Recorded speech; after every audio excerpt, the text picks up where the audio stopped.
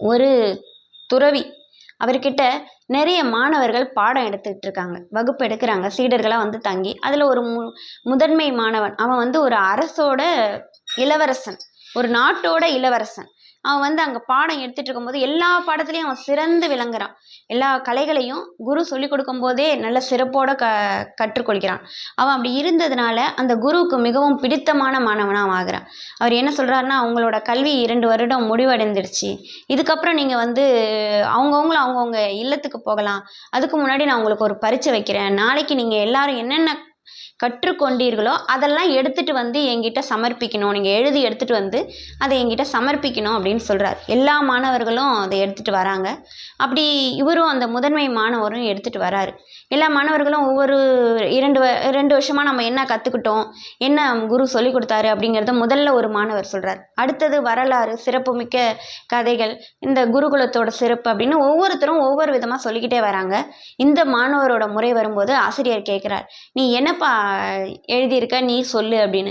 நான் இது வரைக்கும் 2 வருஷமாக கற்றுக்கிட்டதில் ஒரே ஒரு விஷயந்தான் மிக சிறப்பானதாக நான் கற்றுக்கிட்டேன், அதை தான் நான் இங்கே சிந்தனையாக எடுத்துகிட்டு வந்திருக்கேன் அப்படிங்கிறார். என்னது ஒரே ஒரு விஷயமா? 2 வருஷமாக நீ கற்றுக்கிட்ட ஒரு விஷயந்தான் கற்றுக்கிட்டியா அப்படின்னு இவர் கேட்குறார். ஆமாம் குருவே, நான் ஒன்று தான் கற்றுக்கிட்டேன் அப்படின்னு. குருவுக்கு கோபம் வருது.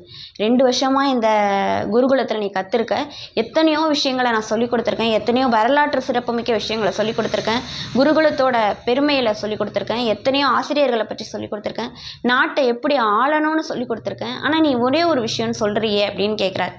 இல்லை குருவே, நீங்கள் எனக்கு எல்லாமே சொல்லி கொடுத்தீங்க, ஆனால் எனக்கு ஒரு விஷயந்தான் மிகவும் தெளிவாக நான் சிந்தனை பண்ணியிருக்கேன் அப்படின்னு திரும்பவும் இவர் சொல்கிறார்.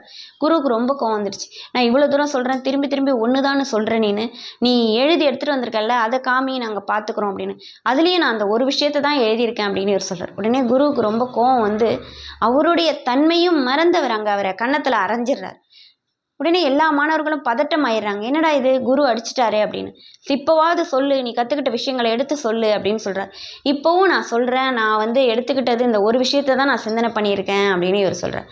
குரு 2வது கணத்துலேயும் அவரை அடிச்சிடுறார். உனக்கு எவ்வளவு தைரியம் இருந்தால் ஒரு ஆசான்கிட்ட பேசுகிற மாதிரி பேசாமல் நீ இப்படி பேசுவ அப்படின்னு சொல்லி.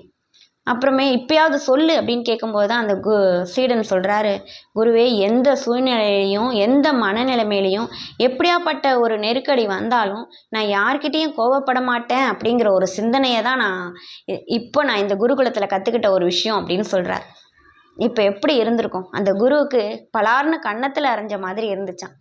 இதில் என்னென்னா, அவர் ஒரு குரு, முதன்மையானவர், எல்லாருக்கும் பாடம் சொல்லி கொடுக்குற ஒரு இடத்துல இருக்கக்கூடிய ஆசான், அவரே ஒரு தன்னிலை மறந்து அந்த மாணவனை அடிச்சிடுறார். அதுக்கப்புறம் தான் அவர் உணர்றாரு தான் செய்ததை மிகப்பெரிய